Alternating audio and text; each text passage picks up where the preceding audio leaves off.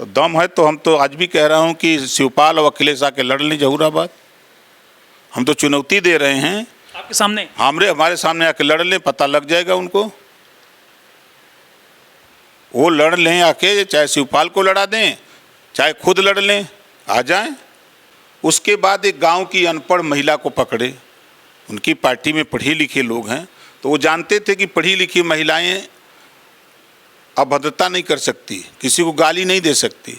तो गाली देगे तो जाहिल गंवार बुजदिल ही और महिला दे सकती है जो अनपढ़ हो। तो उन्होंने अपनी पार्टी का राष्ट्रीय अध्यक्ष बना दिया और उसका एक सूत्री काम गाली देना। आज लखनऊ में है और हमारे साथ कैबिनेट मंत्री ओम प्रकाश राजभर जी हैं। कल दिल्ली में बहुत बड़े स्तर पर एक बहुत बड़ा, आप उसको शक्ति प्रदर्शन कहें या फिर पार्टी की मीटिंग कहें, उसके बारे में तो मंत्री जी बताएंगे। सबसे पहले स्वागत है आपका। Thank you.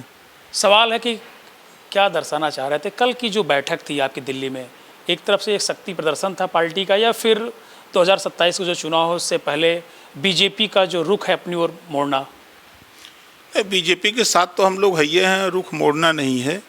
Bharatiya Samaj party को लोग पूर्वांचल की पार्टी के नाम से जानते हैं।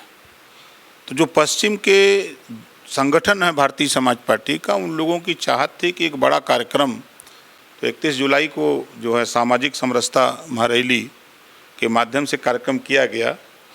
आज़ादी के बाद भी आज भी जातियां हैं, जैसे बंजारा है, कचेर है, सपेरा है, अर्कबंसी है, आरक है, खंगार है, प्रजापति है, पाल है, नाई है, गुण है, खरवार है, बियार है, रजवार है, राजवंशी है। ये सब जातियां राजनीति से अछूती हैं, शिक्षा से बहुत दूर हैं, अपने काम धंधे में लगी हैं। तो उनको विकास के मुख्य धारा में लाना, राजनीतिक चेतना जगाना, शिक्षा के प्रति उनको जागरूक करना, इस उद्देश्य से उधर के लोगों को लाया गया, जिसमें काफ़ी संख्या में लोग आए। एक वहाँ कांवड़ यात्रा का काम शुरू हो गया है, सावन है, तो करीब हमको अंदाज़ा कि 15-16 जिले प्रभावित हुए। रूट ही नहीं मिला उनको यहाँ आने के लिए। अखिलेश जी भी आ गए हैं और रोज़ आपकी पोस्ट के माध्यम से देखा करते हैं कि सोशल मीडिया आप तंज कसते हैं, लेकिन एक सवाल उनका हमेशा रहता है। एक तो उन्होंने कटाक्ष किया था कि उनको राजभर न कहिए, रात भर कहिए, इस पर क्या कहना चाहेंगे? देखिए, वो दिन में सोते हैं 12 बजे तक, तो उनको रात दिन में भी दिखाई देती है। और वो विरासत में सत्ता पाए हैं, तो सत्ता तो विरासत में मिल सकती है लेकिन बुद्धि नहीं मिलती। और ख्वाब उनका है ओम प्रकाश बनना। पिताजी की दौलत पे राजनीति कर रहे हो, करो। कोई फैक्ट्री नहीं लगाए हो कि जिससे कि लाखों की आमदनी आ रही हो। 5 साल आप भी सीएम रहे, 5 साल सीएम रह करके आपने मुसलमानों को धोखा दिया। 20% आबादी वाला मुसलमान आपको मुख्यमंत्री बनाया, लेकिन आपने एक बार भी मुसलमान को मुख्यमंत्री बनाने की बात नहीं करते हो। जबकि भाईचारा की बात करें, नियम की बात करें, तो अब नंबर मुसलमान का है। अब तो उनको ऐलान कर देना चाहिए कि 27 में हमारी सरकार बनेगी तो हम मुसलमान के बेटा को मुख्यमंत्री बनाएंगे। ऐसा कर भी नहीं सकते। अब पिछड़ों में जो आबादी है पिछड़ों की, उनके हक को लूट रहे हैं। आज तक समाजवादी पार्टी के मुखिया से लेकर के उनके कोई नेता का बयान ये नहीं आता है कि 27% आरक्षण का बंटवारा हो जाए। जब नाई का बेटा, प्रजापति का, पाल का, विश्वकर्मा का, निषाद बिंद, केवट मल्लाह का, राजभर चौहान का बेटा, आरक, अर्कबंसी, बंजारा, बहेलिया, खंगार का बेटा, जुल्हा, दुनिया अंसारी, साईं दर्जी, फकीर का बेटा आज तक 27% आरक्षण का लाभ नहीं ले पा रहा है, तो बंटवारे की बात समाजवादी पार्टी क्यों नहीं करती है? तो अखिलेश को बुरा इस बात का लग रहा है कि हम तो हिस्सा लूट रहे हैं, तो ये अगर बंटवारे की बात कर रहे हैं तो लूट नहीं पाएंगे। ये मुसलमानों के हित की बात क्यों करते हैं? मुसलमान को हम नफरत सिखा के उनका वोट लेते हैं, आप उनके हित की बात करते हैं। तो ये दो बातें उनके दिमाग में बहुत घर करती हैं। ये बातें कोई बोलता नहीं है। लगातार आप भी तंज कस दे, वो भी तंज कसते हैं।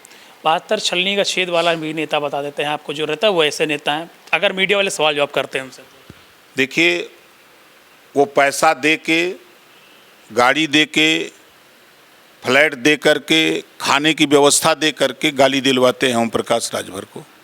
2 साल गाली दिलवाए। वो आदमी से दिलवाते हैं। हमारी पार्टी के एक नेता को अपने साथ ले गए, उसको व्यवस्था दिए, वो खाली एक सूत्री अभियान, 2 साल गाली दिया, कुछ नहीं कर पाया तो उसको छोड़ दिए। आपके पार्टी के नेता को भी हायर कर लिया। वो देखिए, ये तो ट्रेन है ना, जब बलिया से ट्रेन चलती है तो जो अगला स्टेशन पर पहुंचती है तो कुछ लोग चढ़ जाते हैं, जंक्शन आते आते कुछ लोग उतर जाते हैं, फिर चढ़ जाते हैं, तो ये तो क्रम लगा रहता है। तो उसी कड़ी में उनके जो कार्यक्रम हैं 2 साल तक चलाया उन्होंने, लेकिन वो व्यक्ति समाज में कुछ कर नहीं पाया। उसके बाद एक गांव की अनपढ़ महिला को पकड़े, उनकी पार्टी में पढ़े लिखे लोग हैं, तो वो जानते थे कि पढ़ी लिखी महिलाएं अभद्रता नहीं कर सकती, किसी को गाली नहीं दे सकती, तो गाली देगे तो जाहिल गंवार बुजदिल ही महिला दे सकती है जो अनपढ़ हो। तो उन्होंने अपनी पार्टी का राष्ट्रीय अध्यक्ष बना दिया और उसका एक सूत्री काम गाली देना। तो हमने कहा कि भैया किलनी मारे से बढ़िया को गैया के मारल जा, गैया मर जाए तो किलनी सब मर जाई हैं, तो हम गैया के पीछे पड़े हैं। लग रहा है कि इस बार सफाया हो जाएगा। निश्चित है कि जो सपना उनका है ना, अब देखिएगा टीएमसी हारने के बाद क्या हश्र हो रहा है टीएमसी का, शिवसेना हारने के बाद शिवसेना का क्या हश्र हो रहा है, वही हाल इनका होगा। नहीं, आपने तो कहा कि 27 में 27 सीट भी नहीं ले पाएंगे। उधर से जो जवाब था उनका साफ तौर पर कहना था कि इस बार आपको बोला कि खुद ही चुनाव जीत जाए, बहुत बड़ी बात है। तो दम है तो हम तो आज भी कह रहा हूँ कि शिवपाल और अखिलेश आके लड़ लें जहूराबाद। हम तो चुनौती दे रहे हैं आपके सामने, हमारे सामने आके लड़ लें, पता लग जाएगा उनको। वो लड़ लें आके, चाहे शिवपाल को लड़ा दें चाहे खुद लड़ लें, आ जाएं, पता चल जाएगा कि ओम प्रकाश राजभर क्या चीज़ है। उनको पता है कि 47 से 125 पहुंचाने में जयंत चौधरी जी, ओम प्रकाश राजभर, पल्लवी पटेल जैसे लोगों का सहयोग था, तब आप 125 गए। अब 2 नेता हट गए, पल्लवी जी अभी आपके साथ हैं, क्या करेंगी समय पर वो उनकी बात है भाई। आप किस आधार पे वोट लोगे? कांग्रेस के साथ लड़के 47 को जीते थे ना, कांग्रेस और सपा दोनों मिल के लड़े थे 17 में, तब 47 जीते। और जब कांग्रेस को छोड़ दिए ओम प्रकाश राजभर, तो कांग्रेस की भी भरपाई हम लोग किए, पल्लवी पटेल, तो कांग्रेस की भी भरपाई करते हुए 125 सीट पर पहुंचाए। ये बात अखिलेश को भी पता है। तो इस नाते उनको चिढ़ है कि जितने भी उनके यहाँ अनपढ़ महिलाएं हैं सबको लगा रखा है कि जाओ जो मर्जी हो सो बोलो,